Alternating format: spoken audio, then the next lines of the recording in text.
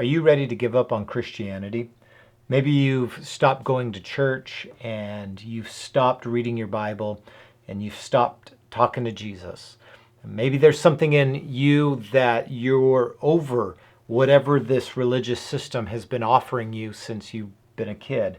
And if you are in that place and you're wrestling with real questions and yet you still find yourself spiritually curious, I'm glad you're here today as we talk about deconstructing our faith.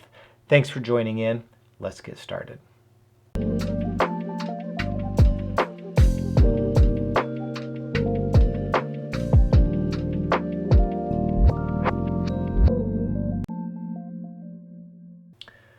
All right, folks, as you know, here on Whiskey and the Writings, we start off with some bourbon. And before we do, I just want to introduce myself because this might be the first time you're checking in. My name is Joe, and I've been in pastoral ministry for over 24 years. And recently, I have stepped out of that role to begin this YouTube channel where I combine two things that I love talking about the most, whiskey and the Bible. This is a channel where we ask tough questions. We wrestle with thoughts and ideas that you're typically not going to hear on a Sunday morning from on a stage behind a pulpit. This isn't your self-help channel. This is a channel where it's safe to explore, to think, to consider new thoughts, new ideas in ways that are not threatening, and it's safe to do so. And that's what Whiskey and the Writings is. And I'm so glad that you're here today as we talk about a really important topic, deconstructing.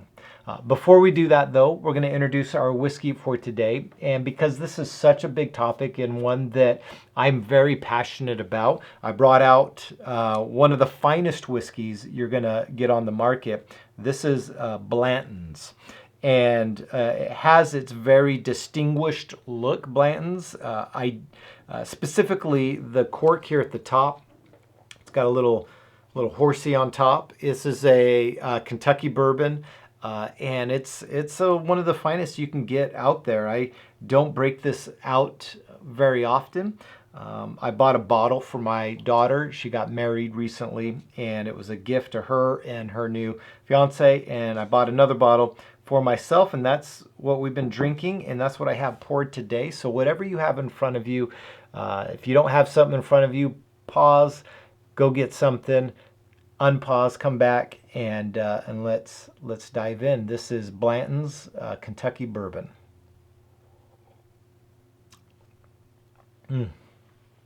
That's good whiskey. So we're talking about deconstruction. And if you don't know what that term is, let me just share with you. Like maybe you're in it and you didn't even know there's a term for the thing that you've been feeling. But there is a growing movement in mainly Western Christianity. Not to say that this doesn't happen in different other areas of Christian movements, but particularly in the West, there is this religious system, this beast of evangelicalism, of conservatism that has driven church culture for the past 100 years. And it's a beast that's been growing and growing and growing. And the outworking of that has been a lot of different things that has, in some cases, caused a lot of harm in people's lives. And maybe you've been on the other end of that where you have experienced that kind of hurt and pain that the church has caused. I know myself, I've been a part of it. I've seen it firsthand, and a lot of the reason why a channel like this exists so that we can talk about these kinds of things and work through them in a safe place. And so this thing that has been occurring over the past couple decades is really a situation where people who grew up or have been a part of a mainline church, whether that's non-denominational, could be Baptist, could be Presbyterian, Methodist, whatever, Circle, Lutheran, that have come to realize the faith that they thought they knew, or at least the church that they thought they knew, isn't the church that they know now. And so that discrepancy has caused a unsettledness, a tension within the hearts and minds of people. And you can only sit in that reality for so long until eventually it bubbles over and pours out from you. And this is what we're seeing in Christian movements today, in the culture today, is this angst of wanting to ask questions that have not been safe to ask, wanting to wrestle through concepts and ideas that historically we've been told to be quiet on. These are things like gender and sexuality that no, we don't talk about that. It's, you know, things like women in their role in the church. No, we don't talk about that. It's like things like power and church structure. You know, where pastorally speaking, people become more than just a pastor. They're now CEOs. And what does that do to a person? Things like what role does a mega church have to play in context to a local church community? Is that good? Is that bad? Well, all of those conversations have been sitting under the surface and are now bubbling over. And it's been a point of contention because in most cases, church leaders have not known how to deal with that. And so what's happened is that out of reaction of fear, the response to those who are questioning their faith and questioning their church has been a negative response. And thus that has caused people to begin to disconnect and withdraw from traditional church circles. Now, I'm speaking from experiences that I've had personally, and I'm speaking from experiences in conversations that I've had. Again, I've been in ministry, pastoral ministry, for over 24 years now. I've seen this firsthand in churches, people that have experienced, I have witnessed how this has been played out in people's lives. And so I am speaking very generally, but I am speaking from a place of experience where I'm hoping to speak into that narrative and offer perspective. And so if you're listening in and you're a church leader and you're wondering what this guy has to say about deconstruction, you maybe found this channel and you're like, okay, who's this dude and what does he have to say about any of this and why is he drinking whiskey while he's doing it? And you've stuck around this long, there's going to be some challenging things I'm going to offer you, church leader that's in your position. For those of you that are listening and you've tuned in and maybe you've begun to unravel your faith a little bit, you're unpacking more and more the things that you've been taught and how they actually play out in real life as an adult, and you're slowly withdrawing from those traditional environments, I want to speak into your life here in this video as well, and maybe offer some helpful perspective and insight. And maybe you've walked away from the church altogether and you found this channel because you know, you're still processing it, but you don't go to church anywhere and you've kind of given up on that traditional model of experiencing your faith, and that's something you don't want to have anything to do with. Well, I want to speak to you too. But all of this, and this is my preface, this is coming through the lens of a pastoral heart. You know, even though I've retired from that expression of my vocation, meaning I don't work in a church any longer, there's still a desire within me to walk beside people who are questioning and wrestling with all the things that they've been raised to believe and maybe the inconsistencies that they've seen that played out in their lives. And so that's what this video is about. As we wrestle through it, we're going to look at three different areas: church leaders, those who are beginning the process of unpacking their faith, unraveling their faith, and those who have completely walked away from it. So let's get into our first people group. If you're a church leader listening to this, I want to share with you a couple things. One, people aren't walking away from the faith because they are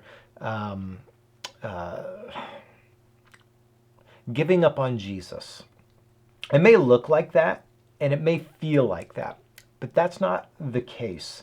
I've been in different business circles for a good portion of my career, and I've read a lot of different business books. And one of the things that I remember reading, a study that was done, oh gosh, about a decade ago, which was all about management and how managers manage people and why people leave companies and things like that. And one of the stats that came out of this paper that was done, the study and survey that was done, is it said, people don't quit organizations, they quit people. I'm going to say that again. People don't quit organizations, they quit people. Which is to say that if you're in an organization of any kind and an employee quits the job, the studies actually show that people quit bad leadership, bad management. They quit the people they're working with more than they'll ever quit the job. And so when people say, I hate my job, it has less to do, statistically speaking, it has less to do with the job that they're performing and more to do with the job of the people that they're working with. And so when we think of people leaving the church and walking away from these institutions that have been created, I believe that stat rings true, and we need to wrestle with that, church leaders. And I've been one of them for, again, all of my adult life. And so the reality is that people don't quit organizations, they quit people. And so when people are leaving the church, the question I wrestle with is that, are they really leaving Jesus? Are they really leaving the faith? Or are they leaving the people that have represented Jesus and represented the faith? And this is a challenge that we have to sit in. And I know you don't like to hear it, and I know I don't like to hear it. How many people have quit following Jesus because of my example? I can actually name some. I literally know people that through the lens of my faith, and this has nothing to do with intentions. Like, I wasn't trying to be a bad image bearer, bad leader. I wasn't trying to be a bad pastor. I was sincere and genuine in all that I was trying to do, and yet people still left, and they left the faith, and that was through the lens of how I modeled Jesus to them. And I've had to reconcile that, and there are people in my life I've apologized to this day.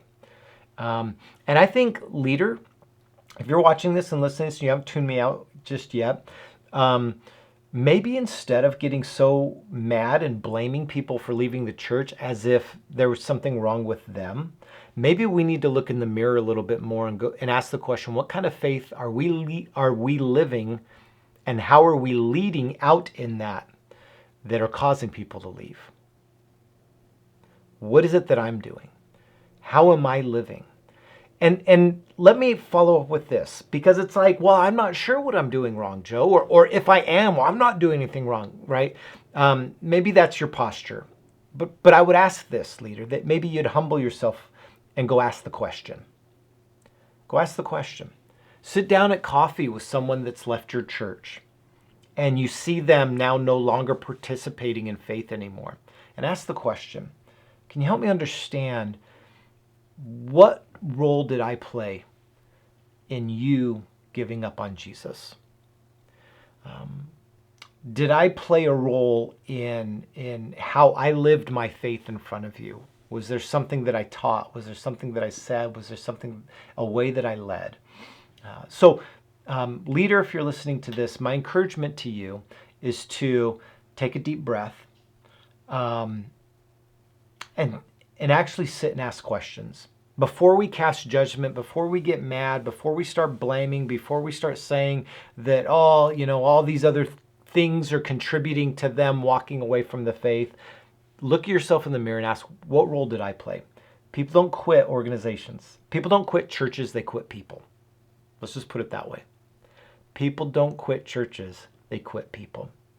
And so when you're reflecting on those who have left, what role did you play in that? Okay, so that's our first group. Our second group are those that, that one bit a little bit. Our second group are those that are in the process of actually rethinking their faith, but you've not actually spoken that out yet. Maybe you're too afraid. Maybe you're in a church environment where asking questions is not a safe thing to do.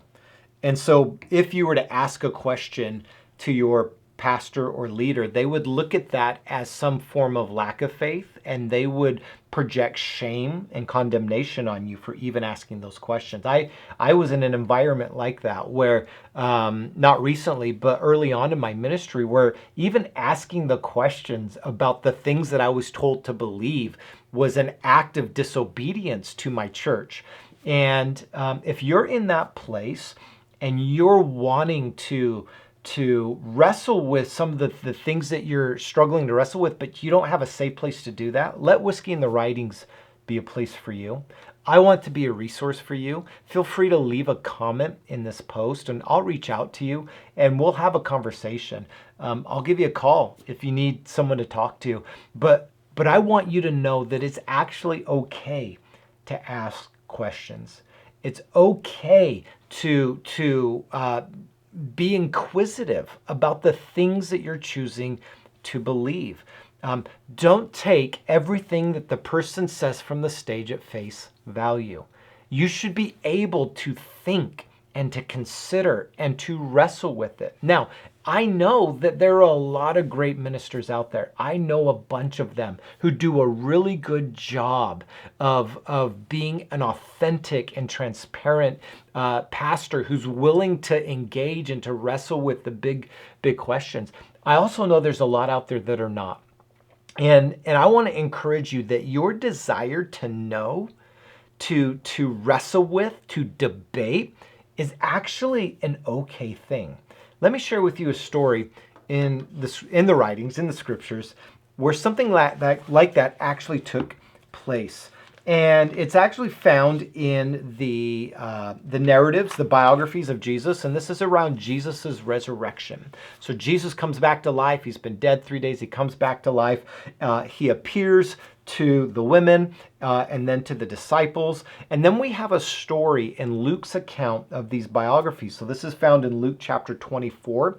And in Luke's account, we're told about two people who are walking on a road. They're leaving Jerusalem because Jesus is dead. He's been buried, and it's over. The movement's over. Everything's done. And so what do you do when this movement that you've been following is over? Well, you go home. And this is what these two people were doing. They were going home.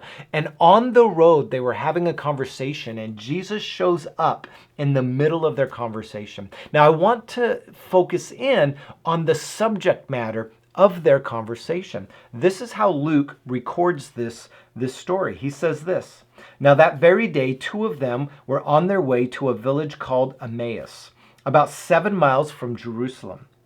They were talking to each other about all the things that had happened. While they were talking and debating these things, Jesus approached and began to accompany them." So notice here, and this is out of the NET, the New English Translation. I love how it presents this. They weren't simply talking about their faith or the experience that they had. They were debating it. They were arguing. A debate requires two opposing points of views to actually engage in conversation in an attempt to actually reconcile or to convince another one of the point of view that you have. They're arguing. Now, we don't know the nature of their argument in the sense of, like, was it a heated argument? Were they mad at each other? Was it a friendly debate? Was it passive? Was it what kind of debate? We don't know. But the point is that they had experienced something that they were trying to reconcile in their brains. What just happened? I thought Jesus was going to be the king. I thought Jesus was going to be the one that was going to set up the kingdom. But he's dead. What does this mean? And they're debating. They're not just simply having a conversation. Do you see this here? And I drive this home for a reason. Because debate, a dialogue of difference, is a part of the Christian experience. It's okay to ask questions. It's okay for you to wrestle out loud with others in a way that leads towards mutual edification. And so if you're in a place, again, and you've not been able to have that experience, I want to encourage you to reach out to us at Whiskey in the Writings. We would love to be part of it. If you have a question, You want me to wrestle with you. I'm not the Bible answer man, but I will respond to your questions. Put your questions in our comments. I'd love to hear from you. And so I want to go on this journey with you. And I want to encourage you with this. The journey you're on is okay. You're okay. Jesus is not mad at you because you're questioning your faith. Jesus is not going to condemn you to hell because you question your faith, right? Jesus encourages you to wrestle with your faith. He didn't get mad at these guys. He showed up in the midst of their conversation and engaged with them. That's a beautiful image, isn't it? Now, finally, for those that are have walked away and you are done with church, but you're still spiritually curious. You're still in a place where you're interested, but you're done with like the organized side of it. Like you've seen too much, you've experienced too much. Listen, I know I came from a very evangelical, like Pentecostal even background where crazy things happened at altar calls and experiences were had. And I'm not downplaying those experiences. I had very beautiful and wonderful moments, but I've also seen the abuse of power in those environments and how that power was used to manipulate people into experiences. I know exactly what those are like. And I can understand the reason why you might want to walk away from all of it. Here is an encouragement I want to give to you. We should never judge Jesus by the abuse in his name. Let me say that again. We should never judge Jesus by the abuse in his name. If you are in a place where you are walking away from Jesus because you've seen people hurt, you've seen pain caused by leaders in the church, that is not a sufficient reason to give up on Jesus. And so I want to invite you into a conversation where you can begin to explore your faith. You've deconstructed, you've let go of maybe the theology that is just been destructive, things like burning in hell and what does it mean to get to heaven and how do we understand sin? These are all things that we wrestle with on this channel. We talk about on this channel openly. And that's not to say that I'm the final word in any of this. But it is to say we are a place where you can explore that, where you can wrestle with that. And Jesus is still worth pursuing. I understand what it looks like to be in such a place where it's like you don't even know what your next step is, and you don't even want to try to believe in Jesus because of what you've seen happen. And I want to share with you a story. And again, this is another story about when Jesus resurrected from the dead. I know, crazy, right? But we believe it, and there's good reason for that. But that's another video. If you're in a place where it's like you're just not even sure, and you're not even going to take a next step because you have that pain inside of you, I want to share a story about a guy that shared that same pain.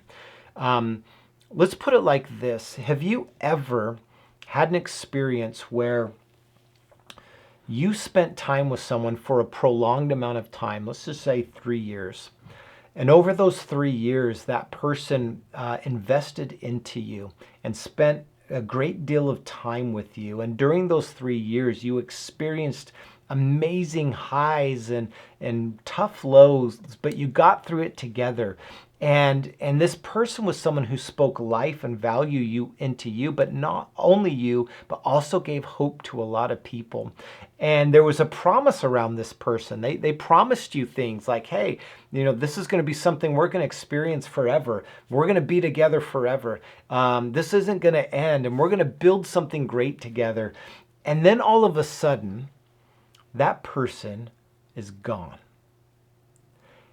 And you're never going to get them back. Have you ever experienced that kind of hurt and pain where it just sits in you, the sorrow and the loss, and you're borderline angry, right? I would argue you're not alone, because the person I'm describing was actually a follower of Jesus.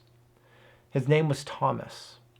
He was someone that walked alongside Jesus, saw the miracles of Jesus, experienced the teachings of Jesus, and was offered the hope of a new kingdom, of a new rule and reign on the earth that was going to be better and more beautiful than anything they had ever experienced. And then Jesus was killed. And so then you're left with this gaping hole inside of you of like, was it all a lie? Was this some big practical joke by God? What's going on? Thomas is the ultimate example of someone who's just over it, who's ready to be done, who is broken inside. And so when Jesus resurrects and Thomas begins to hear reports that Jesus might be alive, he's like, there's no way. There's no way. It's over. And there's this incredible story in John's biography about Jesus at the resurrection. This is in chapter 20 of John's gospel. And this is how Thomas experiences Jesus. It says in verse 24, "Now Thomas, called Didymus, was one of the 12. He was not with them when Jesus came. The other disciples told him, 'We've seen the Lord.' But he replied, 'Unless I see the wounds from the nails in his hands, and put my fingers into the wounds from the nails, and put my hands into his side, I will never believe it.'" This guy was so wrapped up in his sorrow and his frustration and anger. Can you hear the I love how it's written here, "I will never believe it." I read that with a tone. Maybe I'm inflecting too much here, right? We don't know. We don't have tone here. But unless I put I'm done. I'm done. You could not convince me otherwise. Unless I touch, and it's like he's giving the impossible, right? He's offering the impossible. You can sit here all day long and say, "Oh, he's alive, but unless I touch it, I'm not going to believe you guys. I'm over this nonsense," right? This is what he's doing here. And then Jesus shows up in the midst of his doubt. Here's what I want to encourage you with. Again, we don't judge Jesus by the abuse in his name. Just because someone hurt you doesn't mean that Jesus hurt you. Just because a church did you wrong doesn't mean Jesus did you wrong. People. And if you were listening to earlier when I was talking to leaders, people don't quit churches, they quit people, right? They quit pastors. They quit church members, right? They give up on that. But that's not Jesus. I want to encourage you with this. The same way that Thomas was like, "I'm out, I'm done." You may be doing that too. "I'm out, I'm done." Jesus is standing there with you. He is inviting you into a reality where he says, "Will you explore me for who I am?" Not what others are saying, but for who I am. And if you read the rest of the story in John's biography, Jesus shows up and he offers his outstretched hand and he says, "Thomas, I understand. Touch, feel, I'm here." And I want to encourage you with this, that Jesus is there. He's with you. You can trust him. You can give him a shot. And maybe whiskey in the writings is a place where it's like, here's a dude drinking bourbon. I've already gotten negative comments about that. That's okay. This channel's not for them. Where I'm going, I have nothing other than just a dude here talking about the Bible, drinking some whiskey. I have nothing to win you over. I'm not trying to get you to my church because I don't do a pastor of a church or anything. I'm just inviting you into a conversation. And so, yeah, that's my first take on deconstruction. And there'll be more on that to come in future videos, but I just want to wrap up with this. Thank you for tuning in. This isn't an all comprehensive, and I'm sure I missed a bunch, but that's what I have for us today. Again, we're drinking Blantons. Pick yourself some up. Also, get yourself a Whiskey in the Writings whiskey glass. You can go over to storiesoftove.com and you can help donate to this channel, to Stories of Tove, and you can get yourself a whiskey glass. We'll ship it to you. That being said, like and subscribe. Thank you for joining us today. And if you find this helpful, please share it with someone. Get the word out. And I appreciate you. I appreciate you tuning in. And thank you. We'll see you next time.